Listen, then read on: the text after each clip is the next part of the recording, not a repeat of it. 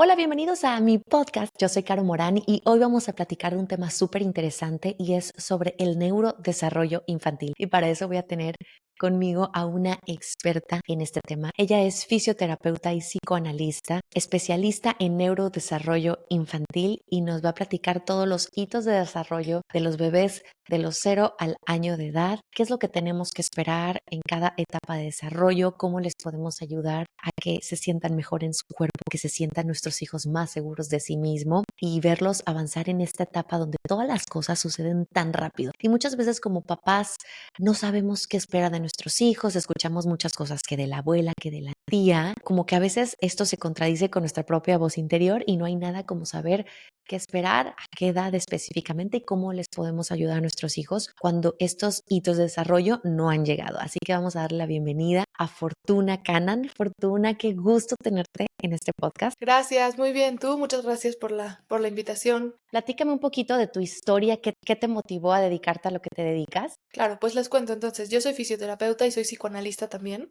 Primero estudié fisioterapia y pues muy temprano cuando estaba empezando la carrera me empezó a interesar mucho esta parte de neurodesarrollo y sobre todo trabajar con bebés y con niños.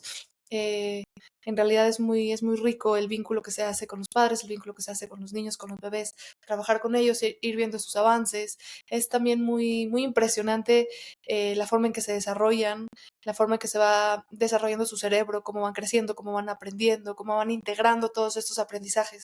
Eso fue lo que me llamó la atención al principio. Entonces, pues en un principio estudié fisioterapia y luego me especialicé en neurodesarrollo e integración sensorial.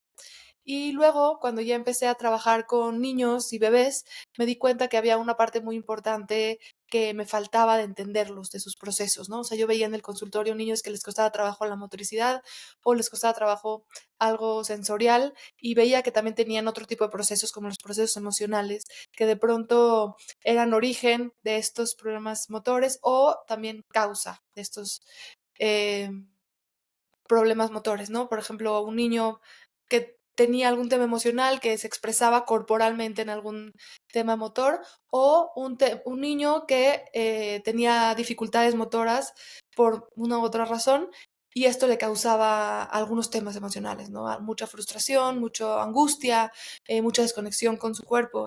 Entonces, pues me di cuenta que había una parte muy grande que no entendía del desarrollo de los niños para poder ayudarlos.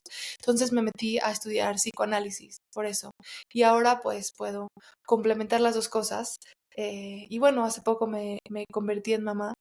Mi chiquita tiene 5 meses, entonces eso le vino a Felicidades. sumar muchísimo más a mi profesión, ¿no? Entiendo muchas más cosas que antes no entendía, puedo recomendar mucho más desde la experiencia, puedo juntar la teoría y el conocimiento también ya con la práctica de la maternidad, que se vuelve también muy distinto. ¿Qué fue lo que se transformó en ti o de qué te diste cuenta? ¿Qué descubriste después de todos tus estudios y ya cuando te convertiste en mamá? ¿Qué cambió? Pues mira, yo siempre les digo a las mamás que el desarrollo de los niños es muy integral, ¿no? Que podemos hablar para estudiarlo por separado, que podemos hablar de la motricidad, que podemos hablar de las emociones, de lo cognitivo, de la alimentación, de muchas áreas separadas, pero que en general, que en realidad más bien todo se va desarrollando junto, ¿no? Todo se va entretejiendo y va dando lugar a lo que es el, el niño, el sujeto en el niño. Y bueno, eso lo decía teóricamente y lo observaba en el consultorio, pero ahora que estoy con mi bebé lo veo todos los días, ¿no? Veo cómo pues su cuerpo se siente de una forma cuando ella se siente emocionalmente de una forma, a veces tiene más tensión, a veces menos tensión según cómo se siente y veo cómo se va entretejiendo ese desarrollo, ¿no? Tanto corporal como emocional, cómo se va desarrollando su psiquismo. Entonces, eso es lo que siempre le digo a las mamás, ¿no? Que tratemos de ver el desarrollo de los niños de forma más integral, que no lo podemos separar, como, solamente tiene un problema motor porque esta parte del cuerpo no funciona, entonces eso lo arreglamos. No, hay que ver todo completo, hay que ver cómo está emocionalmente, hay que ver cómo está la parte sensorial, tal vez hay que estudiarlo, digamos, como por completo para poder entenderlo. A veces, así como mamá, hablando de mamá a mamá, yo tengo ahorita 2 hijos, ¿no? Y podría parecer Ujú. que esta parte que hablas de verlo desde una forma integral, desde distintos ángulos, a veces podría sonar como algo de, ay, es mucho trabajo. O sea, si ya yo de por sí tengo como mamá muchas cosas, ¿no? Y podría sonar como un pretexto, ¿no? Para no poner atención en el tema integral, sensorial e identificar las etapas claras de desarrollo de mi bebé. Pero siento que si no ponemos atención a eso, nuestra maternidad se vuelve más complicada en el aspecto de que hay cosas que no entendemos por qué están pasando y que tal vez no deberían de estar pasando y eso se vuelve como una carga mucho más pesada que si nosotros lo viéramos todo de una forma integral porque sí, es como mucho trabajo alrededor, pero que las cosas como que fluyen mejor. Sí, lo que yo he visto es este fenómeno en la maternidad de sentir mucha angustia y mucha culpa por todos los procesos de los bebés.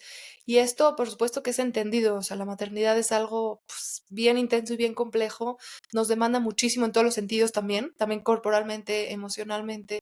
Entonces es bien difícil encargarse de todo, o sea, tenemos que estar observando a nuestros bebés y estar al pendiente de muchísimas, muchísimas cosas, ¿no? De que si durmió bien, si comió bien, si agarró el pecho, si no lo agarró, si le voy a dar pecho, si las ventanas de sueño, si, no sé, son como muchísimas cosas. Y además, si tengo que ponerlo en tummy time, si está relajado, si tiene tensión, si ya gatea, si no gatea, o sea, es como, es demasiado, es mucha, mucha, mucha, mucha demanda. Y eso causa mucha angustia y mucha culpa, ¿no? Y yo lo que creo es que esta culpa y esta angustia, más que ayudar como a que nos ocupemos, es todo lo contrario, ¿no? Lo que causa es que nos paralicemos con todo esto y no podamos atender los procesos o las necesidades de nuestros hijos. Lo que diría de entrada es que pues se acompañen en sus maternidades para que esto sea menos pesado y que se atienda este proceso emocional de las madres para que así podamos atender mejor a nuestros bebés, ¿no? Eso es lo primero, porque si no estamos muy bloqueadas emocionalmente para poder atender si mi bebé gatea o no gatea. Una vez que podamos estar nosotras más tranquilas y más como conectadas, sentirnos más acompañadas, menos tensas, entonces podemos ya hablar de qué necesita nuestro bebé, ¿no? Y pues sí, necesita muchas cosas y nosotros necesitamos poder escuchar esas necesidades. ¿Qué esperar? O sea, digamos que yo no sé nada sobre neurodesarrollo y que no tengo idea y que es la primera vez que escucho de esto. ¿De qué se Ujú. trata? ¿Cuáles son esas etapas? ¿Cómo las puedo identificar? Primero que nada, cuando hablamos de neurodesarrollo, obviamente estamos hablando de cómo se va desarrollando el cerebro, cómo se va haciendo nuevas conexiones neuronales, nerviosas en el cerebro de nuestros pequeños y también cómo se van desarrollando las estructuras de nuestro cerebro, ¿no? Eso pasa en los primeros años de vida, pero pasa mucho más intensamente en el primer año. ¿No? De hecho, pasa desde antes, ¿no? El cerebro del bebé se empieza a desarrollar desde la tercera semana de gestación, ¿no?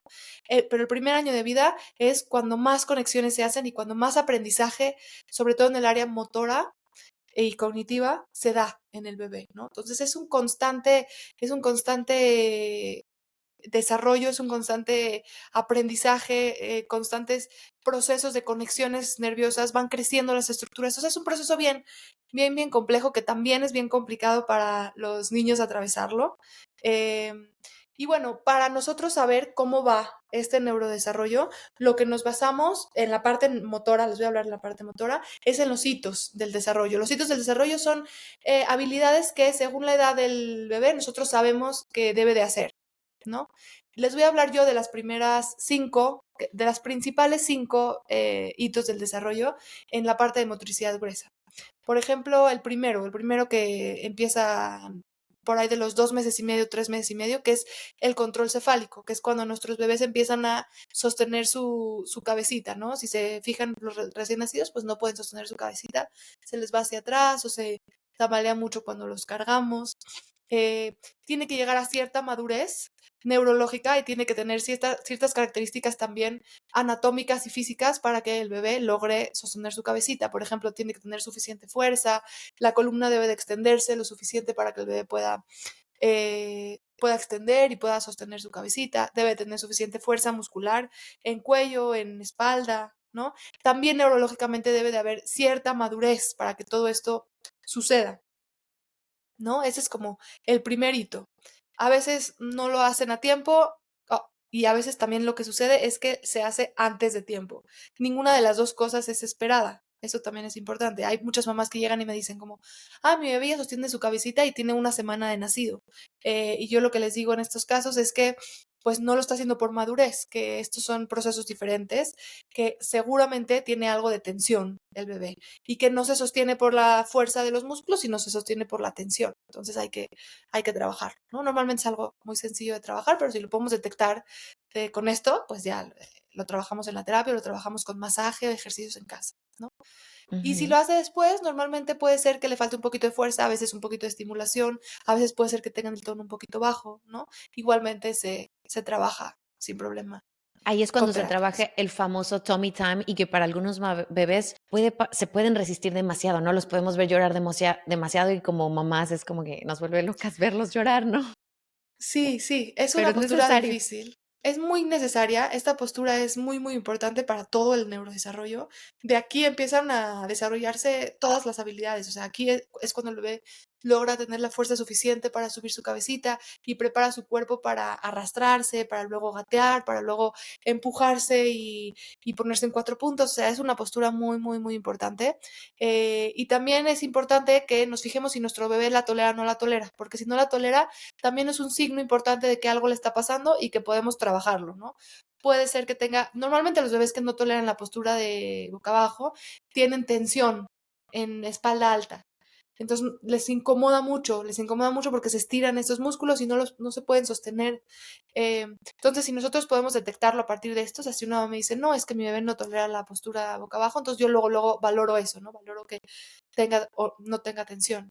Y normalmente tienen y la trabajamos, entonces ya tolera mejor la postura y él puede aprovecharla más para, pues, adquirir todas las habilidades. Lo más beneficioso que a mí me ayudó en la etapa con mis bebitos de recién nacidos fue los masajes. Yo recuerdo que tomé en ese entonces un curso de masajes justamente para relajarlos y es un antes y un después. O sea, si mi bebé estaba llorando todo el tiempo, si estaba como incómodo, yo no sabía qué le pasaba, no era hambre, no era gas, no era pipí, no era popó, o sea, tenía todas sus necesidades cubiertas y mi bebé seguía llorando. Entonces, después de un masaje era como que guau, era eso, tenía tensión, tenía incomodidad en su cuerpo.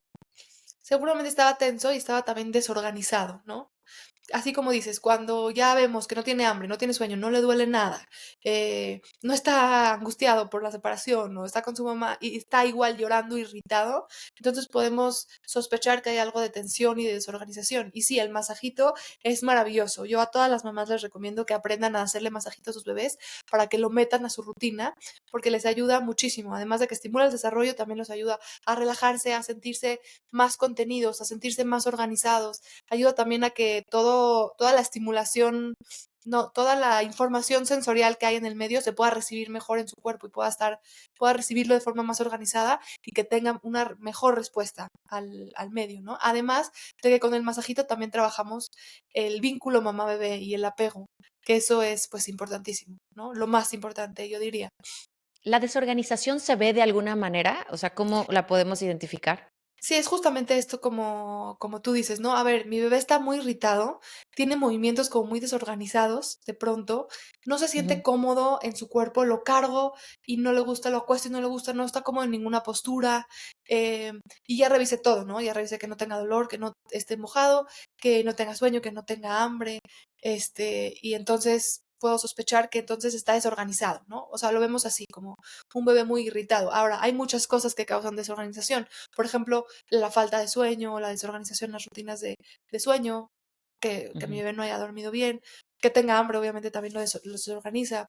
Otros temas como reflujo y cólicos causan mucha tensión, entonces eso los desorganiza mucho. Entonces, si por ahí sus bebitos tienen reflujo y cólicos, que es muy, muy común, seguramente también tienen tensión y seguramente también están desorganizados. Entonces, ya sea una sesión de terapia o que aprendan ustedes a hacerles masajitos y otros tipos de estimulación, como la estimulación vestibular. La estimulación vestibular es todo lo que es mecer al bebé, ¿no? Las hamacas, los columpios, incluso yo mecerlo o ponérmelo en el fular o en la mochila ergonómica y mecerlo un poquito. Toda esa estimulación es estimulación vestibular que ayuda también mucho a organizar a los bebés en ese sentido, ¿no? Tengo yo el Ujú. curso de masaje, luego si quieres igual te paso la información y se las Okey, lo voy pasas a a tu. poner aquí abajo del Sí. video por si lo quieren tomar, que yo lo Ujú, tomé en su momento y es la cosa más maravillosa, o sea, es un ujú. antes y un después de mi Sí, chiquito, porque ya una vez que cubres todas sus necesidades, cierras con el masaje y se le ve es mucho más delicioso. calmado. Y te calmas Has tú también claro. como ¿Hasta qué mamá. edad se hace? Pues no hay límite de edad, lo puedes hacer desde el primer día, este, y puedes hacerlo hasta que tu bebé te deje, o sea, el primer año, incluso cuando son más grandes, luego si se dejan les puedes ir haciendo masajito, no hay límite. Hito del que les iba a hablar es de los giros, que también es un hito muy importante, es cuando los bebés aprenden a girar de boca abajo a boca arriba y de boca arriba a boca abajo. Esto sucede entre los 4 y los 6 meses. Normalmente, primero logran girar de boca abajo a boca arriba porque es más fácil, solo se tienen que Ujú. dejar caer. Y luego, cuando tienen un poquito más de fuerza, logran de boca arriba a boca abajo, que ahí requiere un poquito más de movilidad de la cadera, mucho más fuerza en el abdomen, mucha más intención de movimiento, ¿no? Esta es una habilidad muy, muy, muy importante, tanto en el neurodesarrollo como en el desarrollo físico y también mucho en el desarrollo emocional. Les voy a contar por qué. Los giros es el primer acto motor que es voluntario en los bebés. Ellos deciden y pueden mover su cuerpo para cambiar de postura cuando ellos quieran de forma voluntaria. Esto es un paso enorme hacia la autonomía del bebé, ¿no? Ujú. Obviamente, o sea, si pensamos en un niño más grande y en un bebé, es algo chiquitito la autonomía, pero es importantísimo para su desarrollo emocional, ¿no? O sea, poder tener un poco más de control sobre su cuerpo, también conocen más su cuerpo y conocen un poco más los límites y conocen más, tienen un poco más de conciencia corporal porque lo pueden mover un poco mejor y cambiar de postura. Entonces, todo eso es valiosísimo para el desarrollo emocional y obviamente para el neurodesarrollo tiene muchas implicaciones. Por ejemplo, que puede mover mejor su caderita, que tiene suficiente fuerza en cadera, en abdomen, que tiene suficiente movilidad también y que no tiene tensiones que lo limitan a moverse. Igual todo esto de la conciencia corporal también nos ayuda en la parte del neurodesarrollo. Entonces es una habilidad muy importante que obviamente también nos prepara para las siguientes habilidades, ¿no? Recordé algo que hice muy distinto con mis 2 hijos cuando me convertí en mamá. Okey, primero, como mamá primeriza con mi primer hijo, pues, yo escuchaba lo de hacerlo taquito, pues, desde el hospital me lo hacían taquito perfectamente, ya sabes, las enfermeras. Fue una lucha por meses y un dolorón de espalda para mí, pues, porque se escapaba, ¿no? Se escapaba, sacaba el brazo, sacaba el otro, y yo decía: "Es que es lo que lo va a hacer dormir", ¿no? O ayudar a dormir para sentirlo como cómodo, como acurrucadito, ¿sabes? Como estaba en la panza, en el vientre materno. Y a mí dolorones de espalda, y yo decía: "No, es que pero se escapa, es que él no quiere, ¿no? No le gusta". Pero lo intenté y lo hice por varios meses hasta que se empezó a dar vueltas. Y dije: Ujú. "Obviamente aquí es peligroso y todo el mundo tiene Ya que no se parar puede. en ese momento", ¿no? Cuando nace mi segundo hijo, que nació el año pasado, en el 2023, al nacer, recuerdo que me dijo el doctor en el hospital, el pediatra me dijo: no lo vayas a hacer taquito. Acaba de salir un estudio que, pues, esto limita el movimiento de cadera, su fuerza, necesitan libertad", y, pues, nunca le hice taquito, y sí vi como viendo atrás que no había como mucha necesidad, de haber puesto el taquito, ¿no? Siento que al final ni ayudó porque mi primer hijo siempre se escapaba. ¿Tú qué opinas de esto? Mira, sí, hay mucha controversia, hay mucha información, bueno, la verdad poca información y pocos estudios acerca de eso. Te cuento yo mi opinión y te cuento mi experiencia con mi bebé también. Ujú, Em, es verdad que cuando los amarras, digamos, con el taquito, les das un poco más de contención y también evitas que se active un reflejo que es el reflejo del moro, que es cuando abren tus bracitos y hace que se ujú. despierten, ¿no? Pero también es verdad esto que dices que si le aprieto mucho el taquito, estoy limitando su movimiento de cadera y estoy tal vez lastimando un poquito, causando un poquito de tensión, ¿no?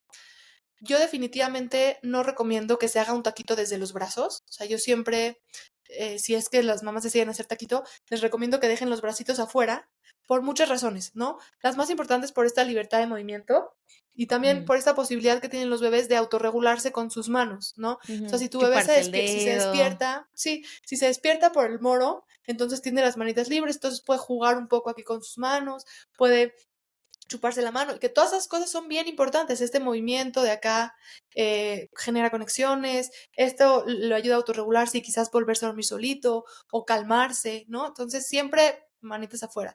Y si van a hacer taco de abajo, no lo aprieten mucho. La idea es que solamente esté alrededor del cuerpo para que el bebé se sienta un poco contenido, como si mamá lo estuviera abrazando, pero sí, no hay necesidad de apretarlo muchísimo, eh, porque sí, sí puede causar tensión. Algunos estudios dicen que igual si lo aprietas mucho y le aprietas la cadera para que las piernitas queden derechitas, esas como los ponen en el hospital muchas veces, Ujú, sí puede favorecer el desarrollo de displasia de cadera, por ejemplo, porque no mm, está en la postura fisiológica de la cadera. Entonces, si lo van a hacer, fíjense que las piernas estén un poquito dobladitas y no hay que amarrarlos muy fuerte y manitas afuera.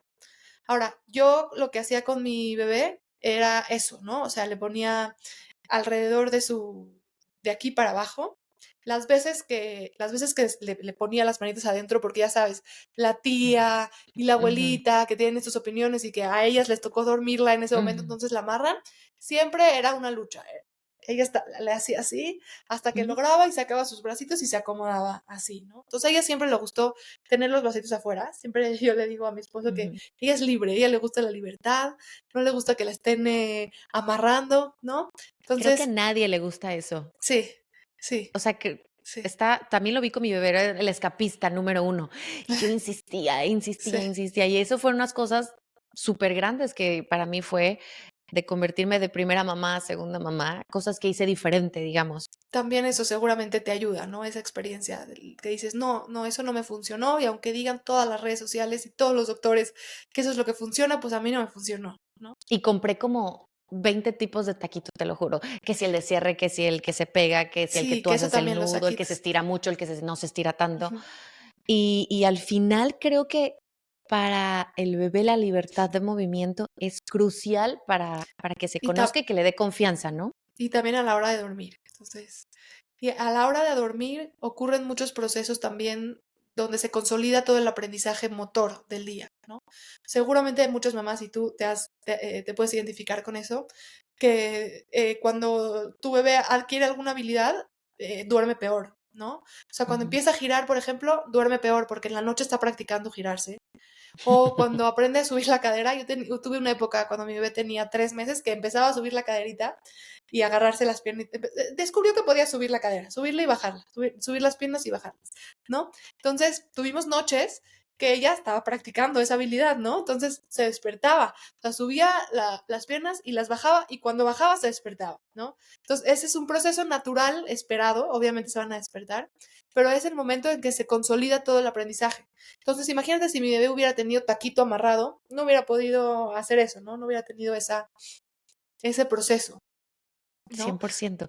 Que Sí. por ejemplo, Ahora, mi bebé, comparado con el primero, mi primero no recuerdo que él empezara a brincar en la cama, ¿no?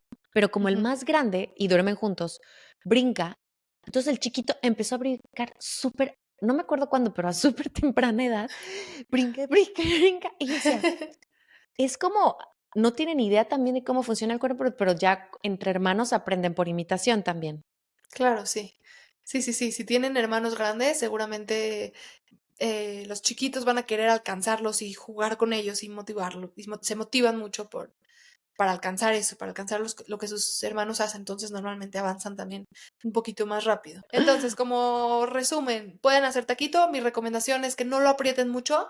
Sí les ayuda a sentirse contenidos, sobre todo porque tienen esta postura flexora que los organiza más. Siempre la flexión en los bebés recién nacidos es muy buena, pero no lo aprieten y dejen manitas afuera. Aunque se Ujú, despierte con el reflejo del moro, es conveniente que se quede afuera para que se puedan regular ellos solitos. ¿Ok? Ya nada más okey. como para resumir. Ok, entonces ya hablamos de los giros que se dan entre los 4 y los 6 meses, de la importancia que tiene esto a nivel emocional, a nivel cognitivo y a nivel motor, ¿no?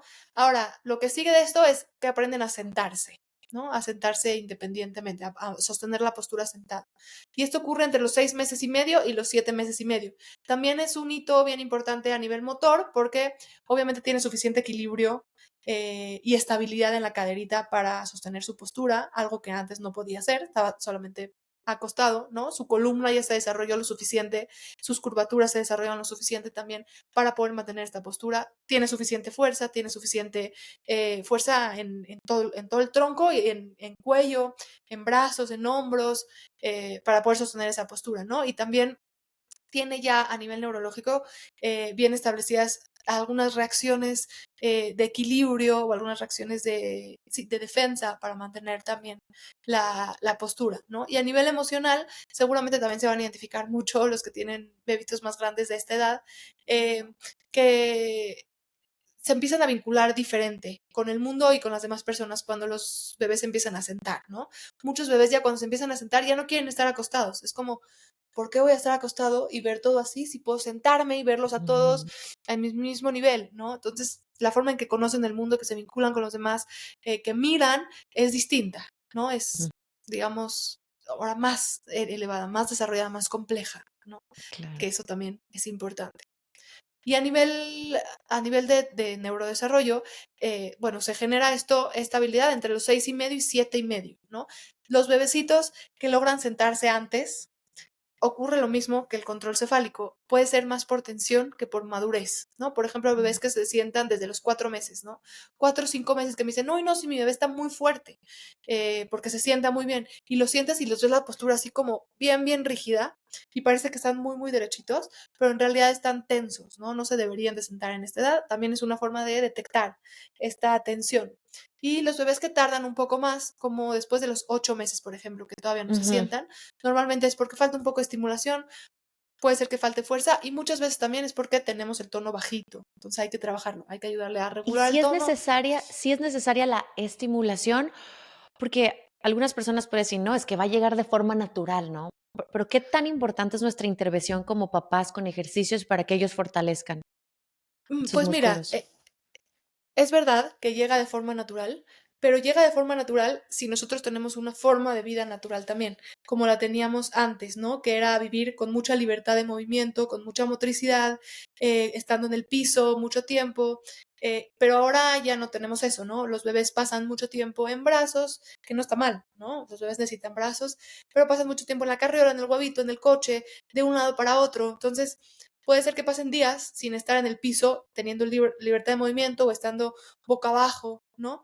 Entonces, por esa situación de vida que tenemos, por esta rutina, por el ritmo de vida que tenemos, hemos visto que sí se atrasan los bebés en la adquisición de habilidades. Entonces, pues sí se recomienda que hagamos algunas cosas para ayudarlo, que cosas sencillas, no tanto como hacer tantísimos ejercicios. O sea, mis recomendaciones van más como cosas muy sencillas, como dejar a tu bebé mucho tiempo en el piso. Si se puede la mayor parte del día en el piso, pues mejor, ¿no? Si vas a estar en casa, pues déjalo en el piso lo más que puedas. Déjalo un ratito boca arriba y otro ratito boca abajo. Asegúrate de que tolera la postura boca abajo. Esas son como las recomendaciones más importantes. Otra recomendación es el masaje, que es maravilloso, que Ujú, podemos siempre, siempre hacer. No estamos aquí, digamos, invadiendo su desarrollo, ¿no? Al revés, lo estamos acompañando, ujú, ¿no? Porque muchas mamás me dicen, no, hay que dejarlos hacer como ellos quieran. Pues sí, vamos a dejarlos, pero nosotros somos sus mamás y así como los alimentamos, también les hacemos masajito para que conozcan más su cuerpo, para que se desarrollen mejor, para que sientan mejor, para que se relajen, ¿no? claro. Entonces sí, definitivamente hay muchas cosas que podemos hacer, como el tiempo en el piso, masajito, la estimulación vestibular, que es la que te decía, Ujú, que es bien, bien, tiene muchos beneficios. O sea, si ustedes tienen hamacas, columpios, o hay muchos ejercicios vestibulares que podemos hacer, que esos son los que enseño también en el curso, eh, que son buenísimos, que no estamos invadiendo el desarrollo de nuestros bebés, no le estamos imponiendo algo a lo que no está listo. Todas esas son cosas como bien nobles, bien fáciles de hacer, los bebés lo reciben muy bien, son muy recibidas por los bebés, entonces al revés, son buenas, son recomendadas. Si existiera como con estos ejercicios sencillos, un poco de resistencia de bebé a bebé, por ejemplo, un bebé que lo disfruta y se ríe y está feliz cada que le haces el barquito en una Ujú, hamaca o con una toalla o, o con un fular, pero tienes a otro bebé que no le gusta, que llora, que se resiste, ujú. eh, ¿qué nos está comunicando? Primero que nada hay que revisar la hora del día al que estamos aplicando, ¿no? Porque tal vez eso es nada más eso. Nada más no lo estamos aplicando en el momento adecuado, tal vez está sobrecansado, tiene hambre o no tiene ganas. Entonces, ese no es un buen momento. Primero hay que buscar el mejor momento para la mamá y para el bebé de hacerlo, ¿no? Pero si aún así ya intentamos muchos horarios, muchas formas, muchos lugares para hacerlo y no nos los tolera, sí nos está diciendo algo el bebé. Si no tolera por ejemplo, el masajito o no tolera la estimulación vestibular, muchas veces es porque está desorganizado, su tono tal vez está un poquito alto, no nos está recibiendo bien la información sensorial del medio, entonces puede ser ahí que esté por la desorganización, esté un poquito teniendo una dificultad de procesamiento sensorial, que tenga tensión, entonces le incomoden los ejercicios, le duelan un poquito, ¿no? Entonces sí, si yo lo estoy meciendo y no le gusta, o lo estoy haciendo masajito y no le gusta, seguramente nos está comunicando que algo le está pasando en su cuerpito y hay que atenderlo, ¿no? Hay que Por revisar ejemplo, qué. yo te lo digo porque veo una gran diferencia en mi hijo mayor que nunca le gustaron los columpios, Ujú. no lo soporta. Lo puedo hacer, pero muy suave. Y a mi chiquitito desde los 6 meses lo puse en columpio y feliz, así casi casi se queda dormido. Y yo siempre he querido como entender por qué él nunca Muchos. disfrutó y fue al que más le hice, Sí. estimulación vestibular, fue el que más le hacía como ¿Tu más bebé fue a constante y al término? chiquito ¿Nació no. a término? Sí, sí, Nació a parto término. natural los 2. Ok. Normal, hay muchos bebés o niños que son hipersensibles al movimiento, ¿no? Cuando alguien es hipersensible a algún estímulo, su Ujú, reacción es mayor también. Haz de cuenta que tú lo meces y en vez de que él sienta este movimiento, siente algo más intenso porque es hipersensible, lo siente de más, ¿no? mm, Entonces esto lo desorganiza y por eso no le gusta mucho, ¿no? A diferencia de otros niños que no son hipersensibles, que reciben la información sensorial como es y la pueden integrar bien, entonces les gusta la estimulación vestibular, ¿no? Les gusta que los mesan, de hecho los organiza, los relaja, los contiene, ¿no? Que esa es la claro. respuesta esperada, ¿no? Si eso pasa, si no les gusta, hay muchas cosas que podemos hacer para que pueda integrar este estímulo mejor. Cuando son bebés, se recomienda mucho trabajar en el sistema vestibular y junto con el sistema propioceptivo. Hay muchos ejercicios también propioceptivos y vestibulares que se pueden hacer para que el bebé vaya regulando mejor el movimiento y que baje un poco esa hipersensibilidad. La siguiente, también una muy relevante y muy discutida en todas partes, que es el gateo, es la etapa del gateo. Eh, Esto sucede entre los 9 y los 10 meses, tal vez 11 meses. Esta para mí es la habilidad más importante o una de las más importantes del primer año de vida, porque es cuando el bebé aprende a desplazarse, ¿no? Que es algo nuevo. Antes cambiaba de postura, se movía, hacía transiciones, pero ahora aprende a desplazarse. ¿Qué significa esto? Obviamente, mucha madurez neurológica, conexión entre ambos hemisferios, fuerza muscular, capacidad cardiorrespiratoria también, mucha posibilidad, coordinación, posibilidad de cargar peso sobre nuestro cuerpo, posibilidad de ponerse en la postura de 4 puntos.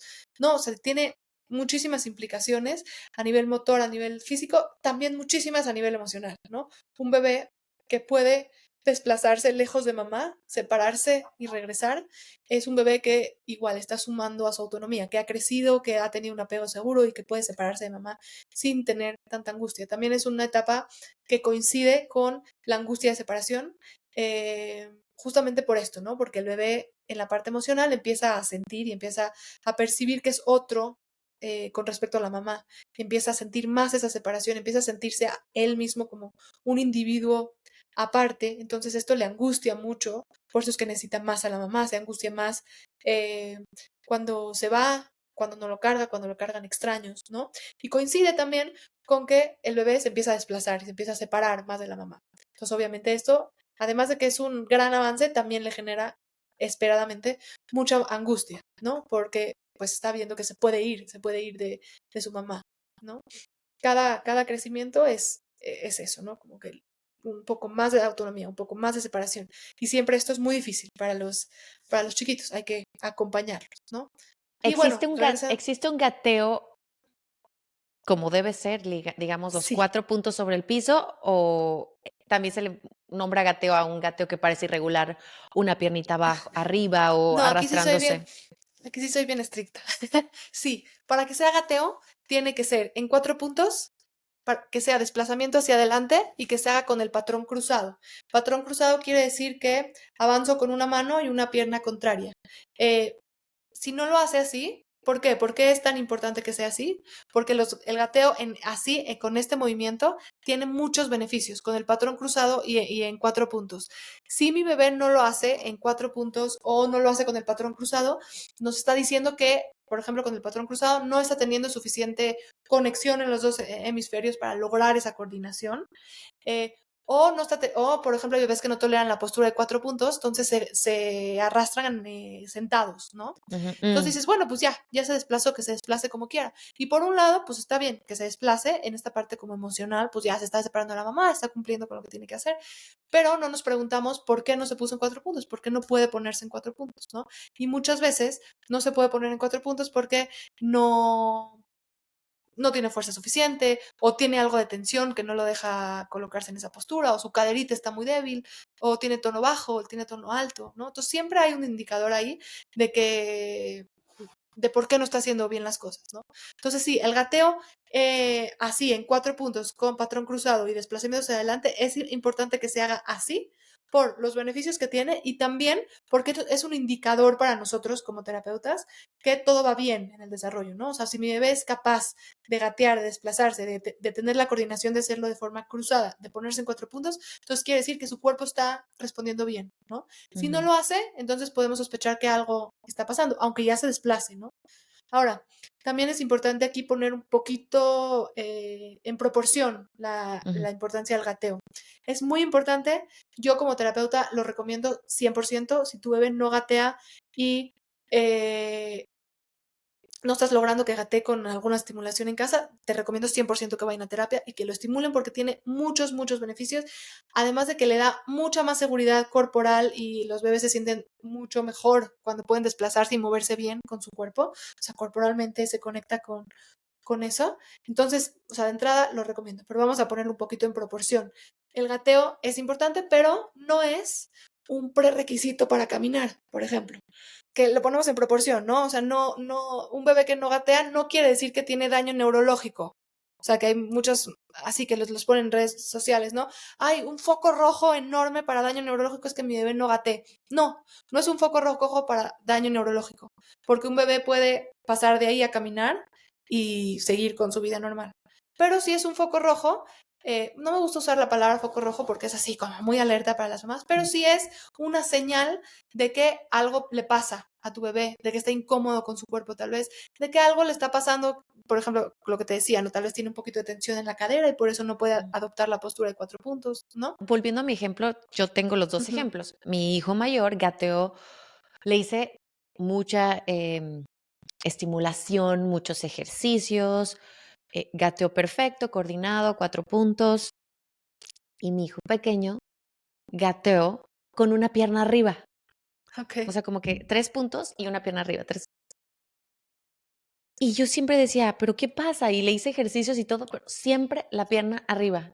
Ahorita ya camina, tiene 3 semanas caminando, Ujú. pero ¿por qué pasa? O sea, si yo hice ejercicios y todo, me faltó hacer más ejercicios, más relajación de la cadera, porque tal vez puede ser. Puede ser, es muy común que suban la piernita cuando les cuesta trabajo la postura de 4 puntos. Quizás tenga por ahí, tendría que revisarlo, pueden ser muchas cosas. Puede ser que tenga un poco de tensión en la cadera. Hay también muchos bebés que les falta un poco de propiocepción en caderita. Quiere decir que son un poco hiposensibles ahí, entonces no sienten mucho, entonces por eso suben la piernita, para sentir un poco más, ¿no? Mm, Eh, entonces sería cuestión de revisar qué es. Si hay mamás que le está pasando eso, igual se puede corregir muy fácil. Yo lo que les okey. recomiendo a las mamás, o sea, si tu bebé ya se desplaza de esa forma y lo hace de forma de patrón cruzado, probablemente ya no necesites ejercicios ni terapia, ya lo está haciendo, solamente hay que corregir ese piecito. Lo que yo les recomiendo que nos ha funcionado muchísimo es ponerle polainas en los tobillos a los bebés. Ya sabes, de las pesitas esas que se amarran, no pasa Okey. nada, ellos pueden cargar peso, de hecho se ha visto que hay mucho beneficio en que usar peso en los ejercicios de los bebés y de los niños. Guau. Eh, sí, sí, sí, sí, se ¿Qué pensaba peso, que no, más o pero menos? menos de como medio kilo, un poquito menos de medio kilo en cada tobillo, en Okey. los dos, aunque solo levante uno, ponerlo en los dos. Y eso hace que no pueda subir la piernita porque le pesa un poquito y también hace que sienta más la cadera. Entonces va a corregir el patrón. Inténtenlo en casa. Está Si buenísimo. no, tal vez ya podemos trabajar un poco más, pero ya a veces con este tip lo corrigen. Entonces Okey, buenísimo. pueden intentarlo así. Si nunca llegó el gateo, dices, o sea, en un futuro, cómo podríamos ver esto en un adulto, por ejemplo, que no gateó? ¿Qué Mira, pasa con ese adulto? Es una pregunta difícil porque no existe ningún estudio que siga a un bebé que no gateó que se convierte en adulto, ¿no? O sea, hay algunas sospechas de que sí afecta el desarrollo motor y, por ejemplo, las habilidades grafomotoras, las habilidades de lectura, de escritura, toda la parte de motricidad gruesa y fina, sí se ve beneficiada cuando un bebé gatea tanto a corto como a largo plazo. Se sospecha eso, pero no hay una relación a través de estudios, porque no hay ningún estudio que lo conecte de esa forma. Yo como terapeuta te puedo decir que eso es lo que veo, ¿no? A veces niños que no gatearon o que gatearon poco o que les costó trabajo la motricidad desde antes, que les cuesta ahora trabajo la parte sensorial y están como batallando en la escuela con la parte de grafomotricidad. Ahora, esto no quiere decir que si tu bebé no gateó es una sentencia de que va a tener problemas motores, no. Podemos trabajar, o sea, mucho después, pues se puede trabajar la motricidad igual para tener una motricidad adecuada, ¿no? Puede ser que tu bebé no haya gateado y que a la hora de caminar lo haga bien y lo podamos como regresar un poco a que gatee para que tenga sus beneficios. También puede ser que no haya gateado y no tenga luego ningún problema motor, ¿no? Pero lo que sí es que a corto plazo, cuando está gateando el bebé, tiene muchos beneficios en ese momento, ¿no? Tanto físicos como emocionales. Entonces hay que regresarlo al gateo si es que no lo ha hecho. Entonces Platicabas sí. anteriormente sobre que los bebés están cada vez menos, por nuestro estilo de vida, menos tiempo en el piso. Y se ha Ujú. puesto muy de moda las andaderas y se venden por todos lados y es como el típico regalo que te dan para tu baby shower o para tu Sí, bebé, ¿no? De cumpleaños. ¿Tú, cuál es tu opinión sobre las andaderas? no las recomiendo para nada. De inicio porque es algo que no necesitan un aditamento externo para aprender ninguna habilidad. Tampoco para caminar. Y además porque sí causa, digamos, estragos en la forma en que camina el bebé, ¿no? Cambia un poco el patrón en que se apoyan los piecitos, entonces puede causar ahí algo de tensión, malos apoyos, también el peso. El peso este juego de pesos y de equilibrio que se hace para poder caminar en la andadera es diferente, ¿no? Se carga el peso para adelante como para poder empujarlo. Y esa no es la forma fisiológica de caminar. Entonces eso también causa compensaciones diferentes en el cuerpo, que puede ser que tu bebé lo reciba y apoye mal o tenga la caderita para adentro o para afuera. Entonces no se las recomiendo para nada. Si se las regalaron, regrésenlas.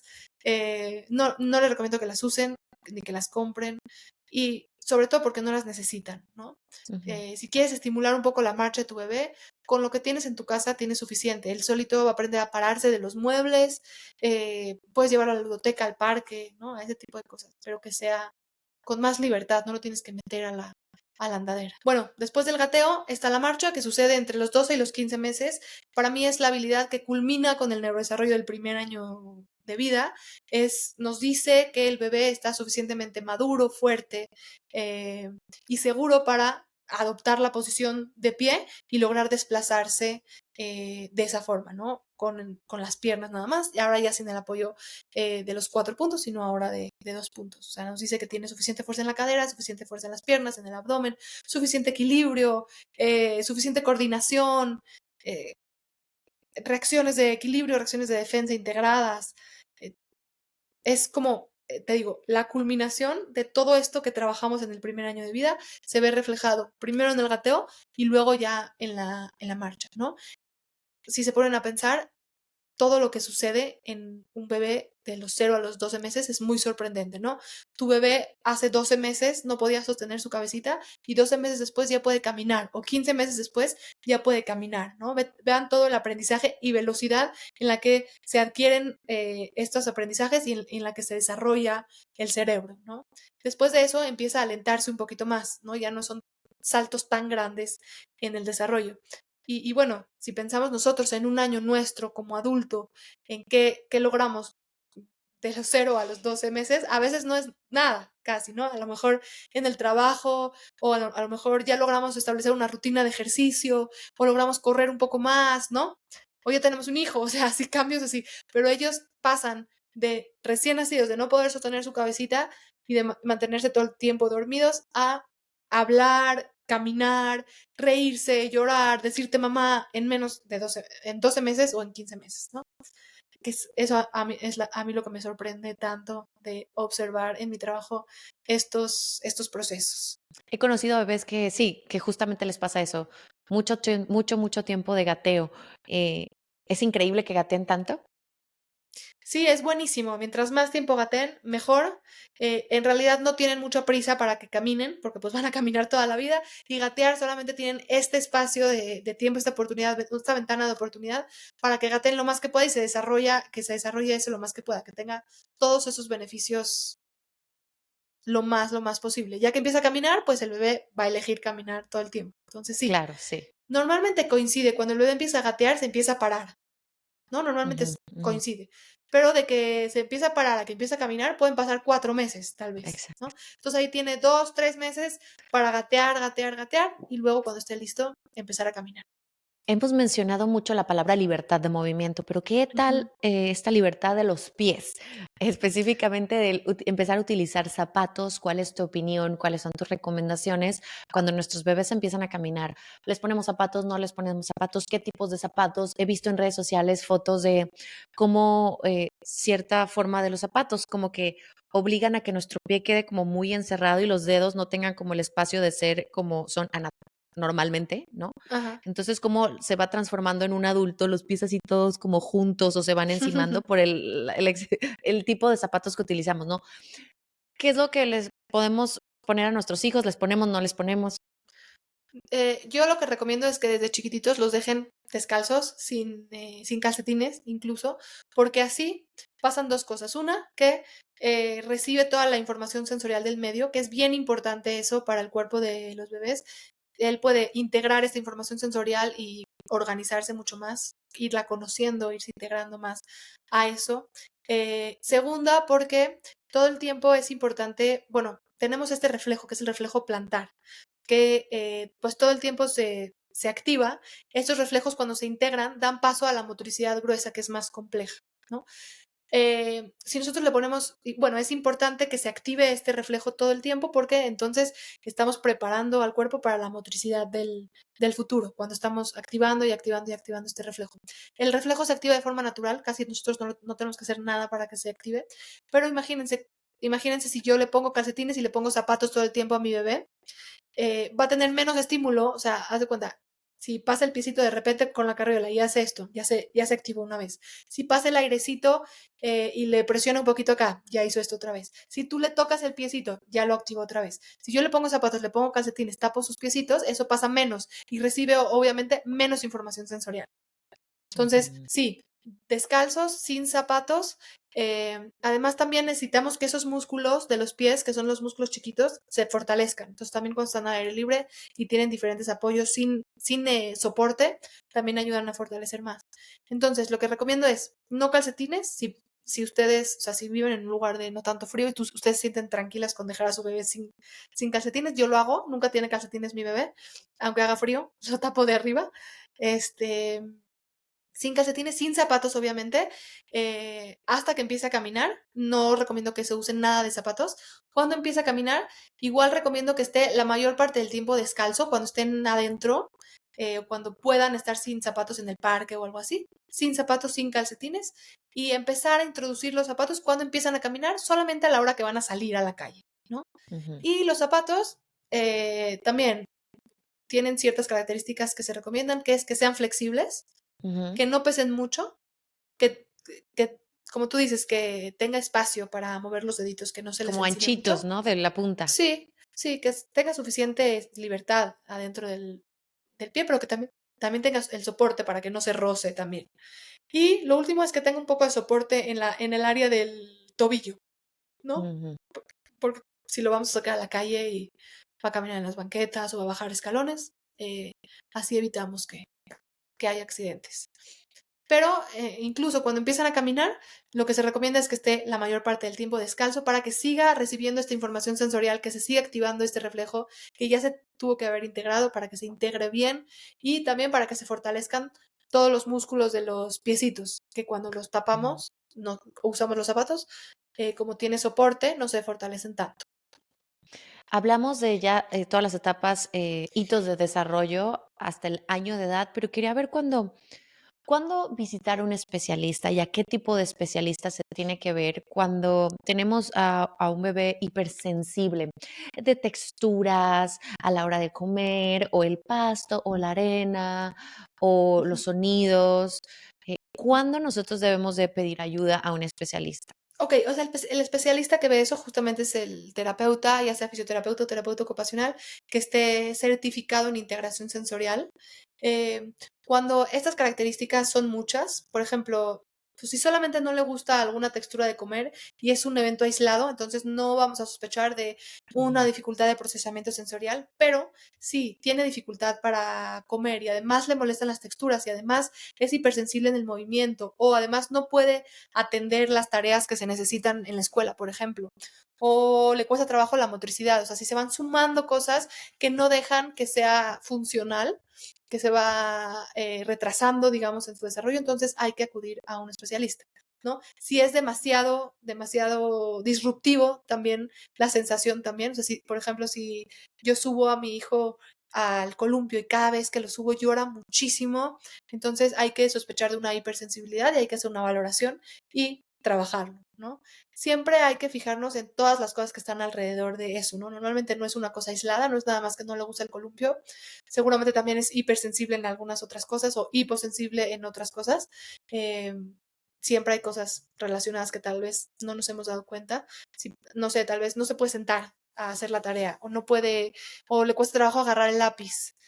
O no sabe subir las escaleras del parque, o se asusta con los ruidos, ¿no? O sea, siempre hay cosas que están relacionadas. ujú. Entonces, una vez que nosotros observamos esto y que aparte es disruptivo para él y para la familia, entonces hay que acudir a una valoración. Normalmente se trabaja esto en la parte de integración sensorial. Hacemos una valoración completa de todos los sentidos, de la parte auditiva, de la parte de propiocepción, vestibular. Revisamos la hipersensibilidad en diferentes áreas y revisamos también toda la parte de motricidad gruesa que siempre está relacionada con los temas sensoriales y lo empezamos a trabajar en terapia siempre a través del juego también, ¿no? Las terapias son siempre a través del juego. Si se ven estas señales, ¿no? De hipersensibilidad sensorial, y si no se llegan a trabajar, ¿de qué forma puede afectar al niño en un futuro? Ujú. No sé, tal vez emocionalmente, psicológicamente. Pues regresando un poco, o sea, a lo físico seguramente le afectaría como no va a poder desarrollar cosas que se necesitan desarrollar en la escuela, por ejemplo. O sea, si son hipersensibles, les va a costar trabajo toda la parte de grafo, o les va a costar trabajo sentarse en la silla a poner atención, van a tener algunos temas de atención, ¿no?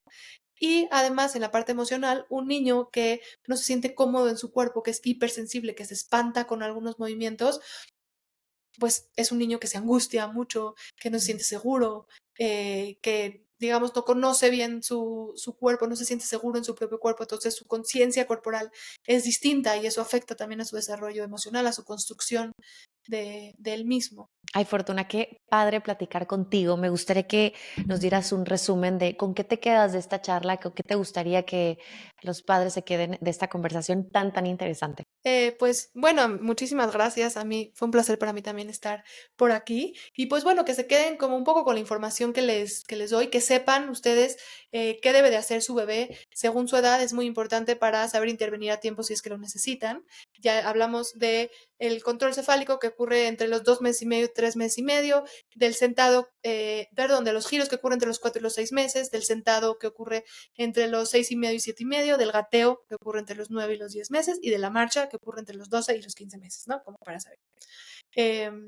Y además de eso que para tener un desarrollo, para potencializar el desarrollo de nuestros chiquitos, mis recomendaciones son esas: saber la información, aplicar masajito, el masajito siempre tiene muchos beneficios y no es invasivo para los bebés, aplicar estimulación vestibular y las dos últimas cosas que son las más importantes, libertad de movimiento, o sea, Mm. poner a mi bebé en el piso lo más posible, en un lugar seguro y tummy time. Gracias por todos tus tips, te agradezco tu tiempo. Muchas gracias, Fortuna. Gracias a ti. Estoy segura que te quedaste con muchas cosas de valor. Compárteselo a quien creas que le puede servir escuchar esta charla.